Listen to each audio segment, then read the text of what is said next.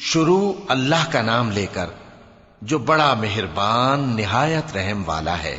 ان فرشتوں کی قسم جو ڈوب کر کافروں کی جان کھینچ لیتے ہیں، اور ان کی جو مومنوں کی جان آسانی سے نکالتے ہیں، اور ان کی جو تیرتے ہوئے جاتے ہیں پھر لپک کر آگے بڑھتے ہیں، پھر دنیا کے کاموں کا انتظام کرتے ہیں کہ وہ دن آ کر رہے گا جس دن وہ زلزلہ آئے گا، پھر اس کے پیچھے اور زلزلہ آئے گا۔ اس دن لوگوں کے دل خوف زدہ ہوں گے اور آنکھیں جھکی ہوئی۔ کافر کہتے ہیں کیا ہم الٹے پاؤں پھر لوٹیں گے؟ بھلا جب ہم کھوکھلی ہڈیاں ہو جائیں گے تو پھر زندہ کیے جائیں گے؟ کہتے ہیں کہ یہ لوٹنا تو سراسر نقصان کا لوٹنا ہوگا۔ تو بس وہ ایک ڈانٹ ہوگی، اس وقت وہ سب میدان حشر میں آ جمع ہوں گے۔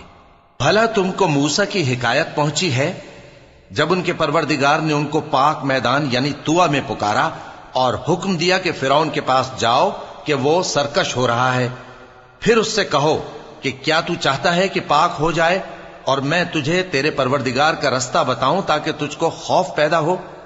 غرض انہوں نے اس کو بہت بڑی نشانی دکھائی مگر اس نے جھٹلایا اور نہ مانا، پھر لوٹ گیا اور تدبیریں کرنے لگا۔ سو اس نے لوگوں کو اکٹھا کیا، پھر بلند آواز سے بولا، سو کہنے لگا کہ تمہارا سب سے بڑا مالک میں ہوں۔ تو اللہ نے اس کو دنیا اور آخرت دونوں کے عذاب میں پکڑ لیا۔ جو شخص اللہ سے ڈر رکھتا ہے اس کے لیے اس قصے میں عبرت ہے۔ بھلا تمہارا بنانا مشکل ہے یا آسمان کا؟ اللہ نے اس کو بنایا، اس کی چھت کو اونچا کیا، پھر اسے برابر کر دیا، اور اسی نے رات تاریک بنائی اور دن کو دھوپ نکالی، اور اس کے بعد زمین کو پھیلا دیا۔ اسی نے زمین میں سے اس کا پانی نکالا اور چارہ اگایا اور اس پر پہاڑوں کا بوجھ رکھ دیا۔ یہ سب کچھ تمہارے اور تمہارے مویشیوں کے فائدے کے لیے کیا۔ پھر جب وہ بہت بڑی آفت آئے گی اس دن انسان جو محنت وہ کرتا رہا یاد کرے گا، اور دوزخ دیکھنے والے کے سامنے لا کر رکھ دی جائے گی۔ اب جس نے سرکشی کی اور دنیا کی زندگی کو مقدم رکھا تو اس کا ٹھکانہ دوزخ ہی ہے۔ اور جو اپنے پروردگار کے سامنے کھڑے ہونے سے ڈرتا اور نفس کو بیجا خواہشوں سے روکتا رہا تو اس کا ٹھکانہ بہشت ہی ہے۔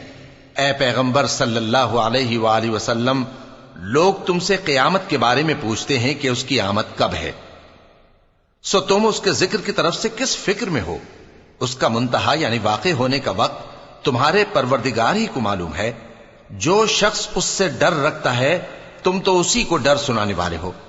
جب وہ اس کو دیکھیں گے تو ایسا خیال کریں گے کہ گویا دنیا میں صرف ایک شام یا ایک صبح رہے